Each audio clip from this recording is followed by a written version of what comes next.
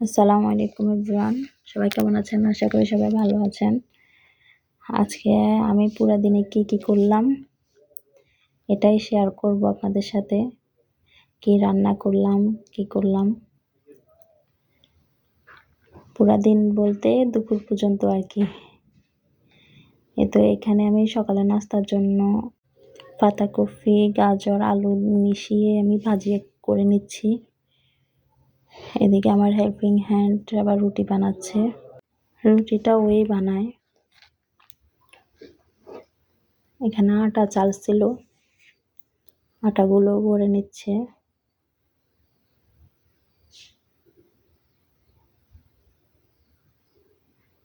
ও থাকাতে আমার কাজটা একটু সহজ হয়ে যায় আর কি। তারপরও মেয়েদের কাজের শেষ নাই।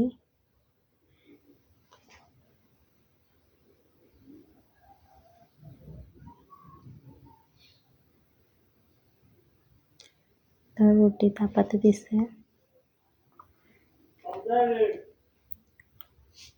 আমি এদিকে রুটি তাপানোটা দেখতেছি।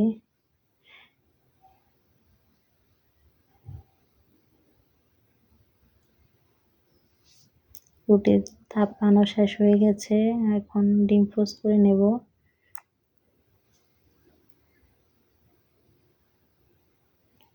তারপরে তো আমার হাজব্যান্ড আর আমার ভাইয়ের জন্য নাস্তা পাঠাবো দোকানে, ওই জন্য রেডি করে দিলাম। এদিকে মায়ের মেয়ে মিলে নাস্তা করতেছি। আমার মেয়ে আবার স্কুলে যাবে। ওর খাওয়া শেষ হলে তো ওকে স্কুলের জন্য রেডি করে দিছি। গতকাল মুড়ি ভাঙার জন্য চাল ভিজিয়ে শুকাতে দিয়েছিলাম। রোদ তেমন ছিল না, তাই শুকায় নাই। তাই আজকে আবার শুকাতে দিতে যাচ্ছি। দিয়ে দুপুরে রান্না শুরু করলাম। আমি ডাল রান্না করছি। ডালের বাগার দেওয়ার জন্য রসুন আর শুকনো মরিচটা একটু তেলে ভেজে নিচ্ছি।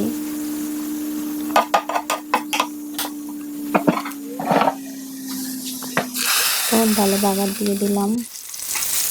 তারপর এখানে আমি মাছ ভাজি করে নেব। এই মাছ দুটো দিয়ে আমি ভর্তা করব। মাছ ভাজি করতে করতে এই পাশে আবার মিষ্টি কুমড়া ভাজি করে নিলাম। আজকে খুব সিমসাম খাবার খাবো, এসব খাবারে ভালো লাগে। মাছ ভাজি করা শেষ হয়ে গেছে, তো ভর্তার জন্য সব কিছু রেডি করে নিয়ে ভর্তা করে নিচ্ছি। ভর্তা করার জন্য মাছগুলো আমি কাটা বেছে নিয়েছি। বাংলাদেশে তো ভর্তা শিলপাটায় করে। আমি এখানে শিলপাটা কোথায় পাবো, সেজন্য হামানদিস্তাই আমার সঙ্গী। যা করতে হয় সব হামানদিস্তা দিয়ে করতে হয়। ব্লেন্ডার দিয়েও করা যায়, তবু ব্লেন্ডার থেকে হামানদিস্তাটা মনে হয় আমার কাছে একটু ভালোই লাগে, মজা বেশি হয়। ওই জন্য আমি একটু কষ্ট হলেও এভাবেই করি। পরিশেষে ধনিয়া দিলাম। এই ধনিয়াটা আমাদের কাছে অনেক দামি।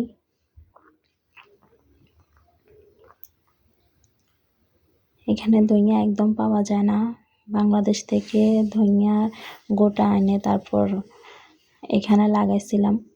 কি করব, বাঙালি মানুষ, মন শুধু ভর্তা ভর্তা করে। যে কোনো পর্যায়ে হোক ভর্তা খেতে হবে, ওই জন্যই বানিয়ে ফেললাম আজকে ভর্তা। আমার আজকের ব্লগটা যদি আপনাদের ভালো লাগে, প্লিজ লাইক কমেন্ট শেয়ার দিয়ে পাশে থাকবেন। আর কেমন হয়েছে কমেন্ট করে অবশ্যই জানাবেন আমার ব্লগটা। আল্লাহ হাফেজ, আসসালামু আলাইকুম।